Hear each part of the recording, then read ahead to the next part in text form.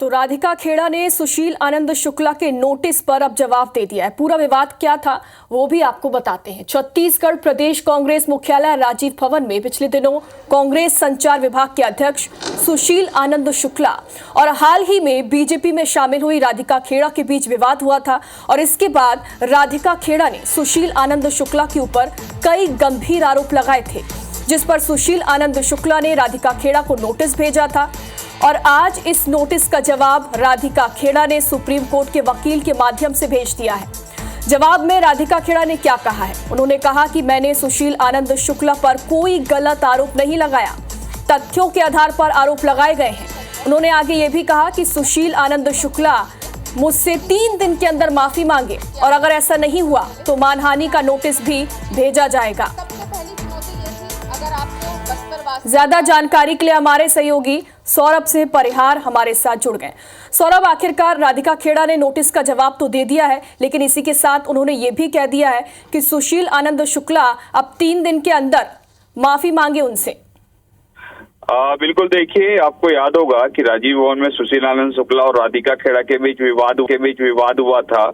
इस विवाद के बाद राधिका खेड़ा ने गंभीर आरोप लगाए थे सुशील आनंद शुक्ला पर शराब ऑफर करने के और उनके दरवाजे खटखटाने के। उसके बाद फिर राधिका खेड़ा बीजेपी ज्वाइन कर ली। इसके बाद सुशील आनंद शुक्ला ने जो है प्रेस कॉन्फ्रेंस किए थे कि ये सारे आरोप गलत है मुझ पर, और अपने वकील के माध्यम से सुशील आनंद शुक्ला ने राधिका खेड़ा को नोटिस भेजा था कि इन सभी चीजों पर वो जवाब दे, नहीं तो मानहानि का दावा वो करेंगे।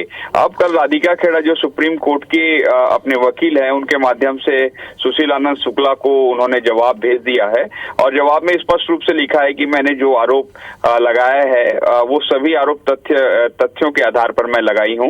और उन्होंने ये भी लिखा है अपने जवाब में कि सुशील आनंद शुक्ला 3 दिनों के अंदर माफी मांगे, अगर माफी नहीं मांगते तो मैं मानहानि का जो है दावा करूंगी। और उन्होंने अपने जो 7 पन्ने के जो जवाब है उसमें एक एक चीज को बड़ी बारीकी से बताया है कि किस तरीके से भारत जोड़ो यात्रा के दौरान जब राहुल गांधी आए थे तो सुशील आनंद शुक्ला ने शराब परोसने की बात कही, धनंजय ठाकुर हैं उन्होंने दरवाजे खटखटाए, ये सारी चीजें उन्होंने बहुत विस्तार से बताया और कहा है कि ये सभी तथ्य हैं। उसके अलावा आपको याद होगा कि सुशील आनंद शुक्ला ने अपने जो भेजा था, नोटिस भेजा था राधिका खेड़ा को, उसमें उनके नंबर, मोबाइल नंबर और होटल जो है उनके एड्रेस दे दिए थे, जिसको लेकर भी आपत्ति दर्ज कराई है राधिका खेड़ा और उनके वकील ने। कहा है कि मेरे प्राइवेसी को उन्होंने मेंटेन नहीं किया है, प्राइवेसी मेरी जो चीजें हैं उनको सार्वजनिक किया है सुशील आनंद शुक्ला ने, और कहा है कि अगर 3 दिन के अंदर माफी नहीं मांगेंगे मानहानि और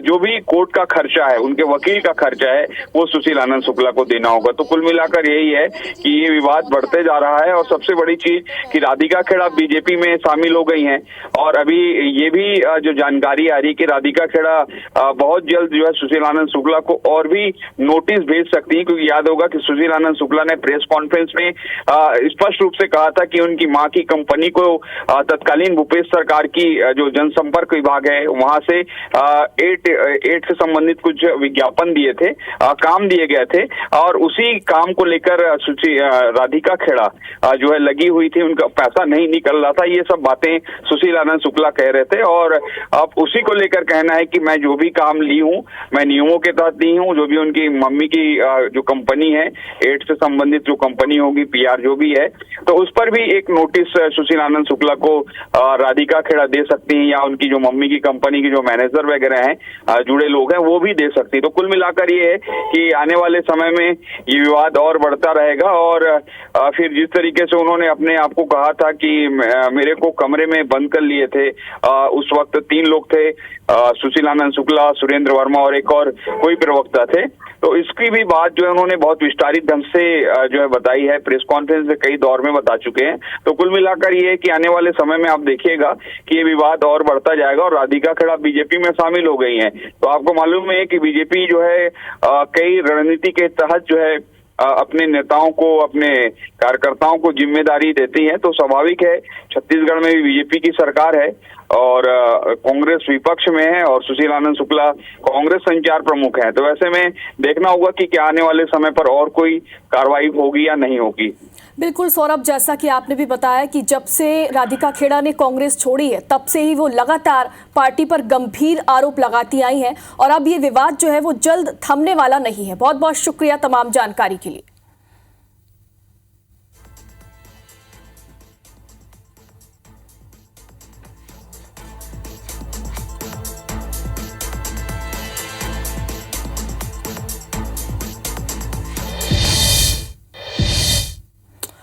कबीरधाम जिले में सोमवार को हुए भीषण सड़क हादसे में 19 लोगों की मौत पर हाईकोर्ट ने संज्ञान लेकर इसे जनहित याचिका के रूप में अब रजिस्टर्ड किया है।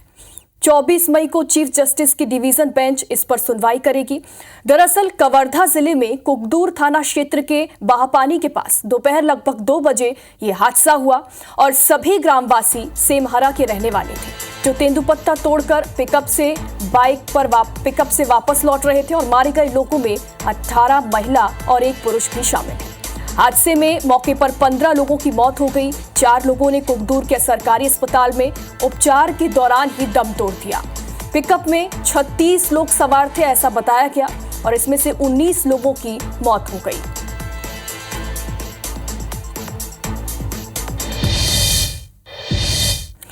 पंडरिया विधायक भावना बोहरा ने नेक पहल की। उन्होंने कुकदूर के बाहपानी में हुए भीषण सड़क हादसे में जान गंवाने वाले 19 आदिवासियों के बच्चों को गोद लेने का ऐलान किया है। भावना बोहरा ने मंत्री केदार कश्यप के साथ वो अस्पताल पहुंची, जहां उन्होंने हादसे में घायल लोगों और मृतकों के परिजनों से मुलाकात की। भावना ने कहा कि लोकसभा चुनाव प्रचार के लिए वो झारखंड गई हुई थी, जिस वजह से घटना वाले दिन उनसे मिलने नहीं पहुंच सकी। भावना ने यह भी कहा कि वे सभी पीड़ित परिवारों के साथ हैं। उन्होंने कहा कि हादसे में जिन बच्चों के सिर से परिजनों का साया उठ गया है, उनके परिजनों की भूमिका अब वो निभाएंगी।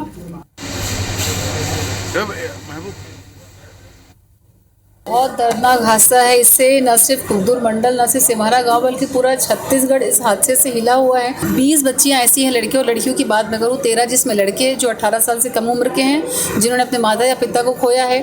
7 लड़कियां हैं जिन्होंने अपनी माँ को खोया है। कि आने वाले समय में उनकी जो पढ़ाई का जो उनका खर्चा है, उनकी शादी ब्याह का जो खर्चा है, वो मेरे माध्यम से उठाया जाएगा। मैं तो यही मान के चल रही हूँ कि एक तरीके से मैं ये कोशिश करूँ कि मैंने उनको गोद लिया और उनके सुख दुख में हमेशा खड़ी रहूँ। यही मेरी सोच तो यही है।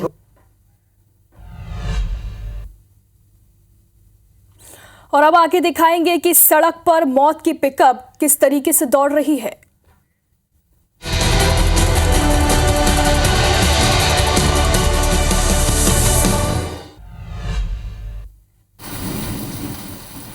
छत्तीसगढ़ के कवर्धा में एक भयानक सड़क हादसा हुआ। 19 लोगों की मौत हो गई। तेंदुपत्ता तोड़कर पिकअप वाहन से लगभग 35 लोग आ रहे थे और इसी बीच ब्रेक फेल होने से वाहन दुर्घटनाग्रस्त हो गया। ओवरलोड पिकअप से हादसे का ये कोई पहला मामला नहीं है। सड़कों पर हर रोज हादसों को न्योता देते ऐसे तस्वीरें देखने को मिल जाती हैं। इन हादसों के बाद भी कोई सीख लेना नहीं चाहता। अंत में मौत ही सबक बनती है और इस जानलेवा लापरवाही पर ना तो प्रशासन अंकुश लगाने के लिए गंभीर दिखाई देता है और ना ही अपनी जान जोखिम में डालकर सफर करने वाले लोग। छत्तीसगढ़ के कोरबा, केशकाल और जशपुर से ये तस्वीरें हम आपको दिखा रहे हैं, जिसमें जिंदगी की फिक्र छोड़कर मौत की सवारी की जा रही है। इतना बड़ा हादसा हुआ लेकिन उसके बाद भी संज्ञान इस मामले में नहीं लिया जा रहा। लोग खुद से स्वतः संज्ञान इस मामले में नहीं ले रहे। देखिए जशपुर, केशकाल और कोरबा की ये तस्वीरें किस तरीके से पिकअप वाहन जो कि सिर्फ सामग्री के लिए होता है, जिसमें सिर्फ सामान ढोया जाता है, उसमें लोग किस तरीके से बड़ी संख्या में यहाँ पर सवार होकर एक जगह से दूसरे जगह का सफर तय करते हैं और यही जो है, यही वजह हादसे की वजह बनती है।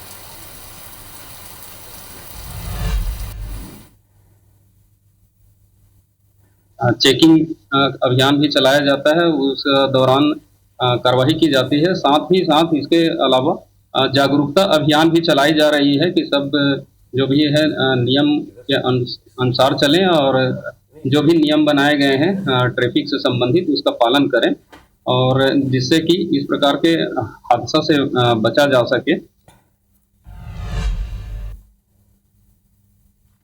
और अब बात दुर्ग की करेंगे, जहां बीती रात दो गुटों के बीच जमकर विवाद हुआ। दोनों गुटों ने एक दूसरे पर हमला कर दिया और एक गुट के कुछ आरोपियों ने दूसरे गुट के एक शख्स पर चाकू से ताबड़तोड़ हमला किया। गंभीर रूप से घायल युवक को अस्पताल में भर्ती किया गया।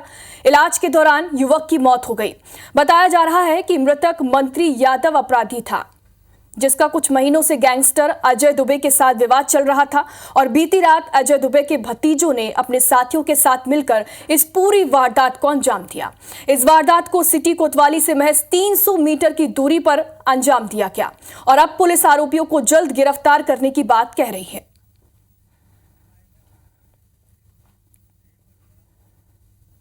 शिकायत किए थे एसपी साहब से। हम लोग वहाँ सेक्टर 6 में जो बैठे थे ना साहब, उनसे हम लोग एक बार शिकायत किए थे जाकर पूर्व में उनको, यानी कि थोड़ा सा अगर कुछ करते तो ये सब घटना नहीं हो। अजय दुबे, अक्षत दुबे, अमिताभ दुबे और अभय दुबे, इन लोग शामिल थे। मुंसपारा चौक पे मर्डर हुआ है जिस पर चाकूबाजी हुई है। मृतक जो है वो भी पुराना गैंगस्टर है और जो मारने वाले जो लोग हैं वो भी गुंडा बदमाश के रिश्तेदार लोग हैं। दोनों के आपस में कोई राइवलरी रही होगी, इसका वजह से चाकूबाजी हुई। आरोपी अभी हमारे फरार हैं लेकिन आइडेंटिफाइड हैं। हम बहुत जल्द उनको पकड़ लेंगे।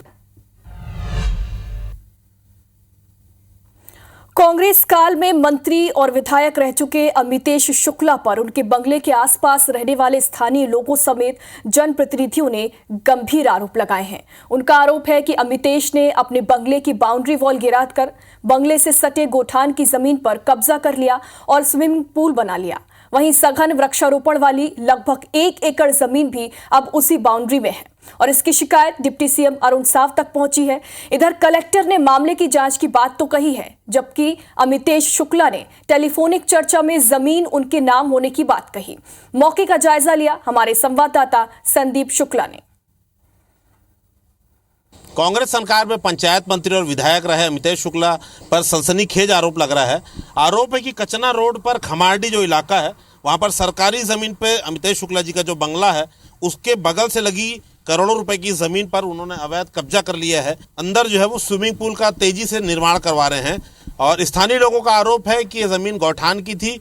इसके अलावा सब स्टेशन और सब पुलिस स्टेशन की ज़मीन थी। सामने आप देखेंगे स्विमिंग पूल का निर्माण तेज़ी से चल रहा है। इसकी तस्वीर हम आपको दूसरे तरफ से दिखाएंगे क्योंकि ऊंचाई होने के कारण हम यहाँ से देख नहीं पा रहे हैं। दूसरा आप देखें कि उल्टे हाथ में जो अभी आप साइड देख रहे हैं, ये उनके बंगले से लगी हुई ज़मीन है, बंगले की ही ज़मीन है, उससे लगा हुआ स्विमिंग पूल है। दूसरे तरफ काफ़ी सघन वृक्षारोपण, हज़ारों पेड़ हैं जो फॉरेस्ट विभाग ने किया हुआ है।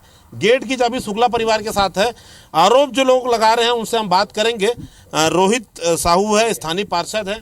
क्या आरोप है? आप लोगों ने डिप्टी सीएम को भी शिकायत की? देखिए, ये सरकारी ज़मीन जो है ये अवैध कब्जा कर लिया है और ये ज़मीन अभी का नहीं है, ये गौठान के रूप में हमारे गांव वाले से उपयोग करते थे और ये गौठान की ज़मीन है और ये पूरा बस्ती जानता है, ये स्वयं जानता है और यहाँ के जो पूर्व पार्षद हैं राकेश धोत्रे वो भी जानता है कि गौठान की ज़मीन है। वो भी मैं इस ज़मीन को आज 45 साल पहले देख रहा हूँ कि ये कोई दीवार नहीं था, यहाँ से खुली रोड थी जहाँ जानवर चरा करते थे और यहाँ पर कुछ तार की फेंसिंग की गई थी और इसमें फॉरेस्ट का एक बोर्ड लगा था प्लांटेशन का, यानी फॉरेस्ट ने यहाँ पर प्लांटेशन करी है।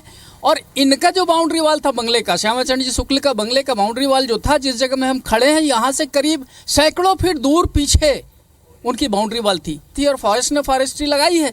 देखिए, अमितेश शुक्ला जी से हमने बात की है। उनका कहना है कि दस्तावेज में उनके नाम पर ज़मीन दर्ज है और उनका जो प्रतिनिधि है वो उसे देगा भी, वो अभी मध्य प्रदेश के बाहर है। कलेक्टर ने कहा है पूरे मामले की जांच कराएंगे। डिप्टी सीएम ने भी कहा है कि मामले की जांच होगी। अब देखते हैं जांच में क्या निकल कर आता है और अगर ये ज़मीन कब्जे की है तो क्या इसे खाली कराया जाएगा।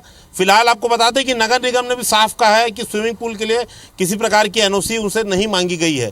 तो कुल मिला के स्विमिंग पूल तो अवैध बन रहा है। अभी अवैध कब्जा है ज़मीन पर कि अमितेश शुक्ला की निजी ज़मीन है, जांच के बाद ही पता चलेगा। फिलहाल आरोप काफ़ी गंभीर हैं। कैमरा अजय गुर्जर के साथ संदीप शुक्ला, IBC 24 रायपुर से। और अब रायपुर से बड़ी खबर, जहां पर चोरों पर पुलिस ने एक्शन लिया है। बाइक चोरों को पकड़ने के लिए पुलिस ने एक नई पहल की है। पुलिस अब शहरवासियों की मदद इसमें ले रही है। बाइक चोरों को पकड़ने शहर के चौक चौराहों पर पोस्टर लगाए गए हैं। ये एक नेक पहल है पुलिस की। बाइक चोरों को पकड़ने के लिए ये पोस्टर लगाए गए हैं। पोस्टर में शातिर 48 बाइक चोरों की तस्वीरें भी लगाई गई हैं ताकि जो लोग हैं वो तस्वीरों से पहचान सके। शहर में रोजाना 4 से 5 बाइक की चोरी की जो घटनाएं हैं वो हो रही हैं और यही वजह है कि पुलिस ने ये अनोखा तरीका निकाला है। ज्यादा जानकारी के लिए हमारे सहयोगी तहसीन जैदी हमारे साथ जुड़ गए हैं। तहसीन, ये पुलिस की एक नेक पहल की जा सकती है और अब शहरवासी भी इस पहल में जुड़ गए।